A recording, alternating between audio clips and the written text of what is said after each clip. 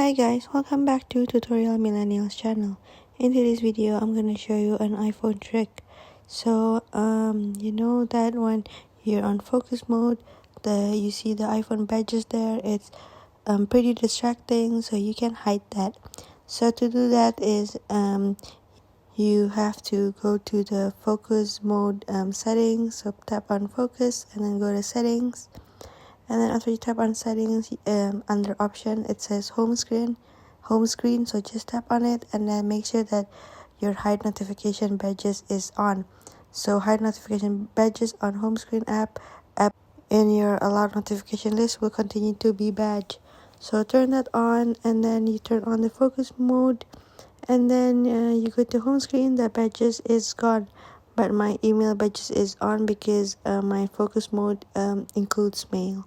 So that's it for today. I hope this video is useful and thank you for watching.